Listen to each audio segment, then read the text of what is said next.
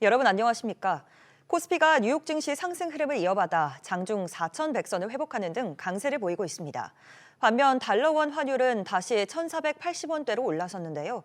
자세한 내용 취재기자 연결해 알아봅니다. 이한나 기자. 네, 이한나입니다. 네, 먼저 증시 상황부터 전해주시죠. 네, 오후 2시 50분 기준 코스피는 지난주 금요일보다 1.75% 오른 4,090선에서 거래되고 있습니다. 기관과 외국인이 2조 원 넘게 사들이면서 지수를 이끌고 있습니다. 시가총액 상위 종목 가운데서는 삼성전자와 SK하이닉스가 각각 3%, 5% 넘게 오르면서 지수 상승을 견인하고 있습니다.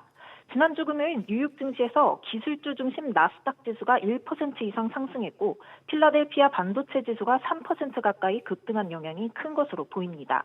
코스닥 역시 1.25% 오른 927선에서 거래 중입니다.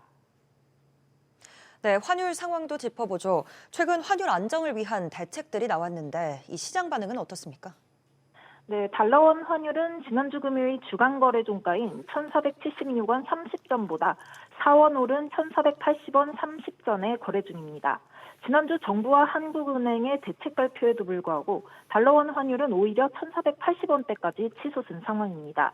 국민연금이 전략적 환해지를 시작했고 한국은행과 외환스와프 일부를 재개했지만 환율 하락으로는 아직 이어지지 않고 있습니다.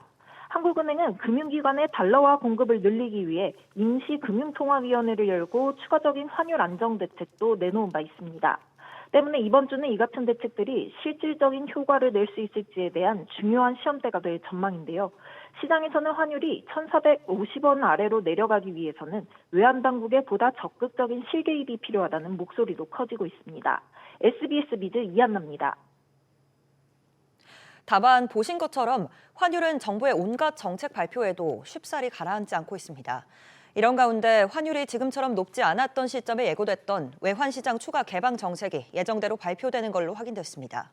특히 외환시장 개방 시간을 24시간으로 늘리는 게 골자인데 이게 환율에 어떤 영향을 미칠지가 중요하겠죠. 취재기자 연결해 보겠습니다. 김성훈 기자. 네, 우선 정부가 계획하고 있는 이 정책의 정확한 내용과 시점이 어떻게 됩니까? 네, 정부는 외환시장 개선을 위한 구체적인 실행 방안을 연말까지 발표할 계획입니다. 외환거래 시간을 24시간으로 늘리고 지금까지 제한되어 온 역외 외국인 간 원화 거래를 활성화하는 내용이 핵심인데요. 이르면 내년 상반기부터의 순차 도입 일정이 함께 제시될 전망입니다.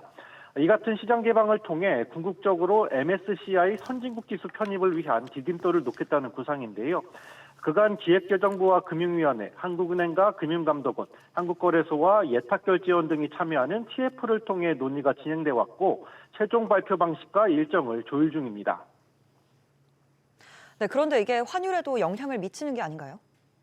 네, 외환시장 확대는 국내 증시 투자 활성화 측면도 있지만 외화 유출이 가속화될 수도 있는 양변성을 가지고 있습니다. 특히 최근에는 외국인 투자자의 셀코리아 흐름 속에 달러 수급의 어려움까지 겪으면서 일각에선 시장 개방 확대 움직임이 자칫 환율 방어 전선만 키울 수 있다는 우려도 커지고 있는 상황입니다. 하지만 정부는 국내 외환시장을 선진시장 수준으로 끌어올렸을 때 순기능이 더 많다는 입장인데요. 기재부는 중장기적으로 외환시장 인프라를 개선하는 부분이라면서 로드맵 발표가 외환시장의 당장에 직접적으로 충격을 미칠 것으로는 보지 않는다고 밝혔습니다. SBS 비즈 김성훈입니다. 고금리와 경기 침체 속에 빚을 못 갚는 자영업자가 급증하고 있습니다. 특히 청년층과 영세 사업자에서 연체가 가장 빠르게 늘고 있습니다. 정윤영 기자가 보도합니다. 지난해 개인 사업자의 대출 잔액 기준 연체율은 0.98%로 통계 작성 이래 가장 높았습니다. 연체율은 2021년부터 증가세를 이어가고 있는데 지난해 증가폭도 역대 최고 수준입니다. 고금리가 계속 유지가 되고 있기 때문에 기본적으로 이자 부담이 커졌다. 경기 회복이 좀 더뎌지면서 연체를 높이는 효과를 줬다. 이렇게 볼 수 있을 것 같습니다. 특히 상호저축은행, 신협 등 비은행 대출 연체율이 전년 대비 0.72%포인트 오른 2.1%로 상승세를 견인했습니다. 연령별로 보면 29세 이하 청년층 연체율이 1.29%로 가장 높았습니다. 또 매출액 3천만 원 미만, 사업기간 3년에서 10년 미만, 종사자가 없는 사업자의 연체율이 높아 영세 사업자의 어려움이 더 컸던 것으로 나타났습니다. 대출액은 2년 연속 감소했습니다. 지난해 개인 사업자의 평균 대출은 1억 7,892만 원으로 전년 대비 0.2% 줄었습니다. 사업자 대출은 늘었지만 가계 대출이 3년 연속 감소했습니다. 금융당국의 가계 대출 관리로 대출을 받기 어려워졌기 때문입니다. 비은행권 대출액은 통계 작성 이래 처음으로 줄었는데 이자 부담에 개인 사업자들이 비은행권 대출부터 줄였다는 게 데이터처 설명입니다. SBS 비즈 정윤영입니다. 동원 참치 등을 보유한 식품기업 동원 F&B가 대리점들을 상대로 이른바 갑질을 한 혐의로 공정거래위원회로부터 제재를 받았습니다. 자세한 내용 취재기자 연결해 알아보겠습니다. 김한나 기자. 네, 김한나입니다. 네, 대리점들의 어떤 부당한 일을 당한 건가요? 네, 과도한 손해배상 책임을 물린 혐의입니다. 공정위에 따르면 동원 F&B는 지난 10여 년 동안 동원 제품을 유통하는 대리점들과 계약을 맺으면서 대리점들에 빌려준 제품 보관용 냉장고와 냉동고 등 장비들이 훼손되거나 분실되면 이를 전액 대리점들이 배상하도록 했습니다. 문제는 장비 사용 기간 등 감가상각에 대한 고려 없이 새 제품 가격으로 전액을 물어낼 것을 요구했다는 점입니다. 뿐만 아니라 해당 장비에 부착된 제품 광고물 등이 훼손될 경우 광고물 부착 비용만이 아니라 지원해줬던 장비가의 절반을 반환하도록 했습니다. 공정위는 거래상 우월한 지위를 부당하게 이용한 대리점법 위반을 적용해 동원 F&B의 시정명령을 내렸습니다. 네, 이 같은 본사의 갑질을 경험한 대리점이 5곳 중 한 곳이란 꼴이 나왔다고요? 네, 그렇습니다. 공정위의 서면 실태에 따르면 국내 대리점의 20.5%가 지난해 공급업자로부터 불공정 행위를 당했습니다. 업종별로 보면 자동차 판매와 보일러, 스포츠 레저 업종이 많았는데요. 판매 목표나 상품 구입을 강제하거나 경영 정보를 달라고 요구하는 등이었습니다. 공정위는 대리점 거래에 대한 만족도는 하락하고 불공정 행위 경험률은 증가하는 추세라며 모니터링과 함께 필요시 직권조사 등을 진행하겠다고 설명했습니다. SBS 비즈 김한나입니다. 30, 40대가 수도권에서 영끌에 나서면서 올해 3분기 평균 2억 3천만 원에 이르는 주택담보대출을 받은 걸로 나타났습니다. 1인당 가계부채 규모는 9,600만 원으로 1억 원 돌파를 앞두고 있습니다. 자세한 내용 취재기자 연결합니다. 윤지혜 기자. 네, 윤지혜입니다. 네, 윤 기자, 올해 3분기 가계부채 현황 어떻습니까? 3분기 차주, 그러니까 대출자당 가계대출 신규 취급액은 평균 3,852만 원으로 집계됐습니다. 가계대출에서 주택담보대출이 44%, 거의 절반을 차지했는데요. 3분기에 새로 주담대를 받은 금액이 전분기보다 무려 1,712만 원 많은 2억 2,700만 원으로 집계됐습니다. 이는 2013년 해당 통계를 낸 이후 최대입니다. 한마디로 우리나라 가계빚 증가는 30대와 40대를 중심으로 주택을 구매한 데 따른 것으로 풀이됩니다. 3분기에 30대의 주택담보대출 증가폭이 2,800만 원으로 가장 컸고 이어 40대와 20대의 순으로 늘었습니다.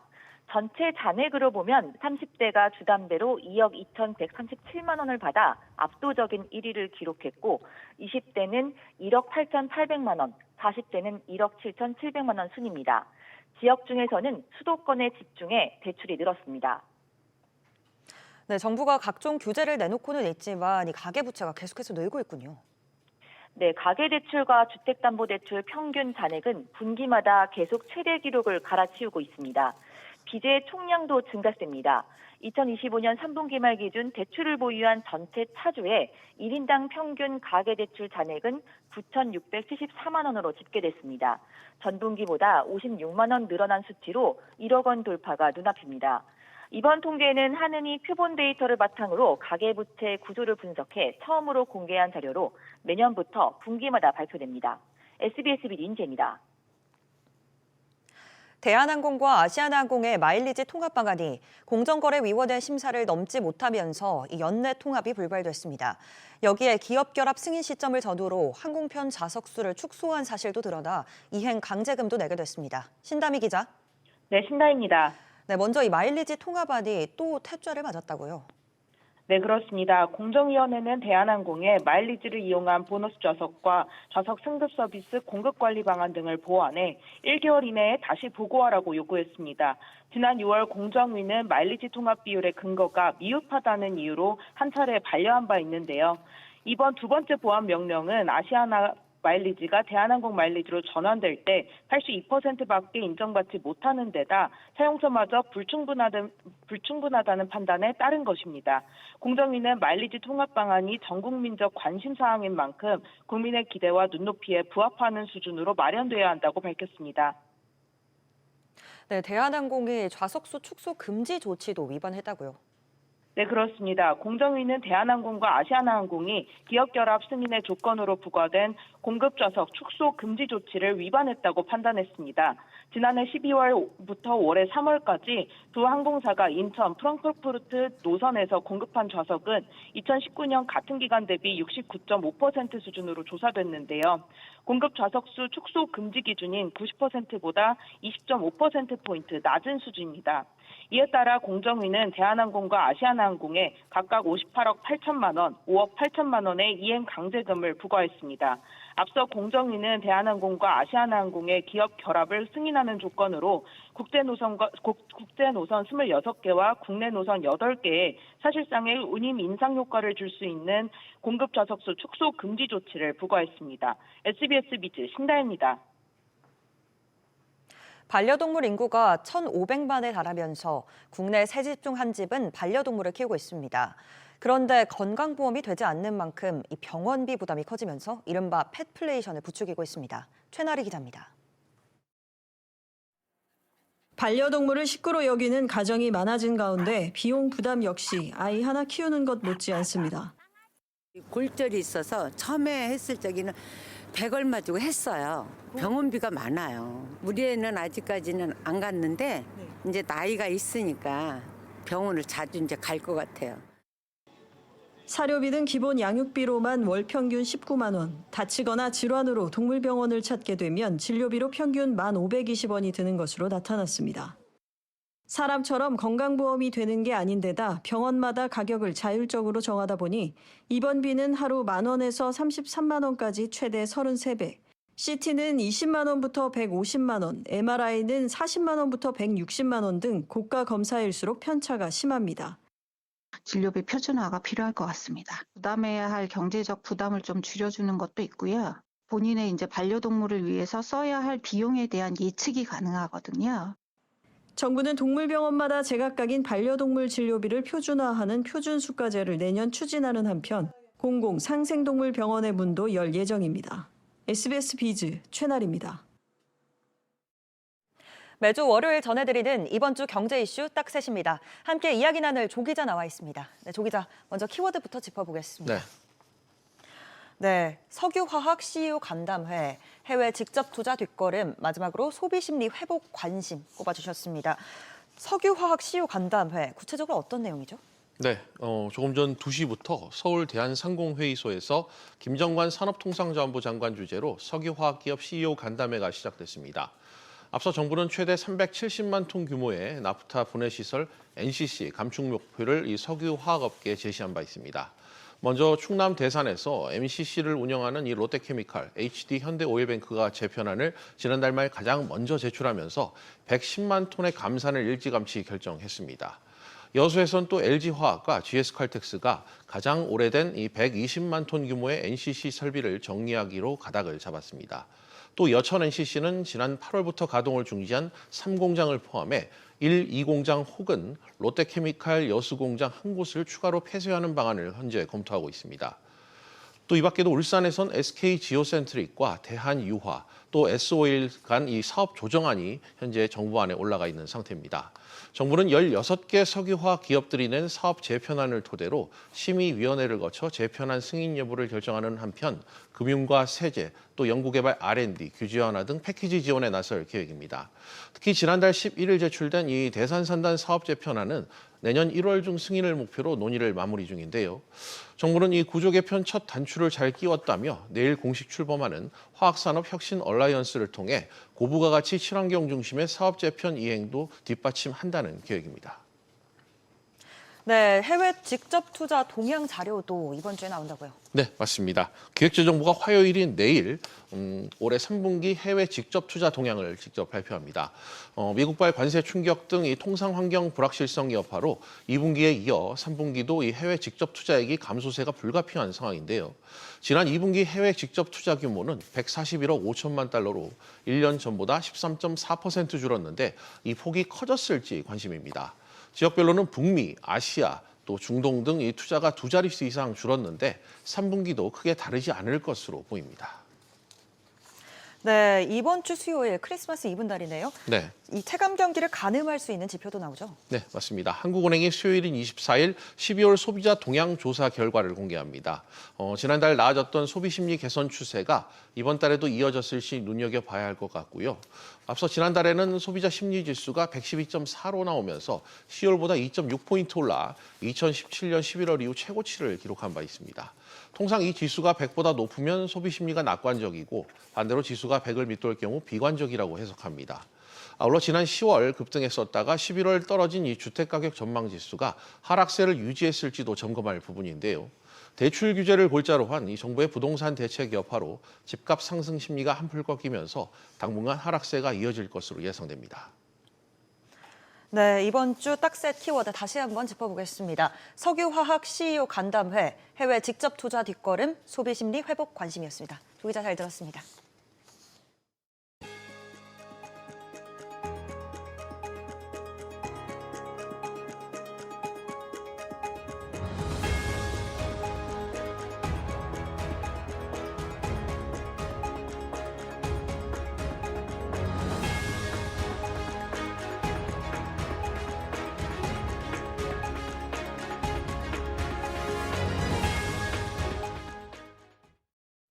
이 와중에 누적된 고환율의 영향으로 조금 잠잠하나 했던 각종 물가의 오름세가 다시 커지고 있습니다. 특히 100% 수입에 의존하는 커피 가격 인상 움직임이 곳곳에서 나타나기 시작했습니다. 정대한 기자, 어디서 이 가격을 올립니까? 네, 업계에 따르면 전국적으로 330여 개 매장을 운영하고 있는 프랜차이즈 하이오 커피가 지난 17일부터 일부 커피와 음료 가격을 인상한 것으로 나타났습니다. 카페라떼와 카푸치노는 2,800원에서 3,000원으로 7.1%, 카라멜 마키아토와 카페 모카 등은 3,500원에서 3,800원으로 8.6% 올랐습니다. 하이오 커피 측은 고환율의 생두뿐 아니라 원부자재, 인건비 등의 부담이 누적됐다고 설명했습니다.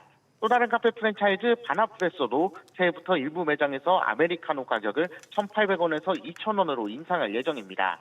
앞서 스타벅스와 투썸, 컴포즈 등 커피 업계는 올해 초에도 수입 원두 가격 상승 등의 이유로 줄줄이 가격을 올렸습니다.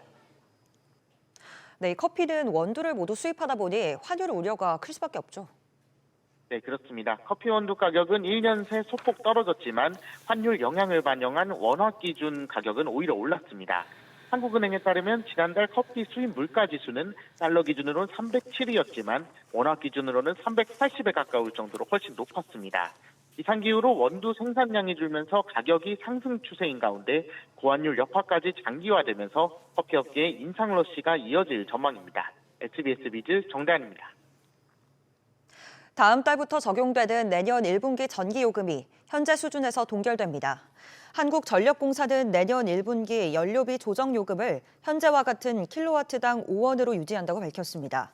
이로써 연료비 조정 단가는 2022년 3분기 이후 15개 분기 연속, 일반용 전기요금은 11개 분기 연속 동결을 이어가게 됐습니다. 한국형 다연장 로켓 천무가 에스토니아에 처음으로 수출됩니다. 코트라는 에스토니아 방산추작청과 천무 다연장 로켓 시스템 공급을 위한 정부 간 수출 계약을 체결했다고 밝혔습니다. 이로써 하나 에어로스페이스는 총 3억 유로, 한화 약 5,200억 원 규모의 천무 발사대 6문과 미사일 3족을 3년간 에스토니아에 공급합니다. 발트 국가의 천무가 수출되는 건 처음이며 유럽에선 폴란드에 이어 두 번째 수출입니다. 개인정보 유출 사태를 빚은 쿠팡을 상대로 미국에서 집단 소송이 제기됐습니다. 미 캘리포니아 북부 연방법원에 따르면 뉴욕 증시에 상장된 쿠팡 INC의 주주 조셉 베리는 지난 18일 쿠팡 법인과 김범석 의장, 거브라 아난드 최고 재무책임자를 상대로 소송을 제기했습니다. 대리인은 로런스 로젠 변호사는 쿠팡이 허위 또는 오해 유발 공표를 했거나 관련 공시를 하지 않아 투자자들이 손해를 입었다고 주장했습니다.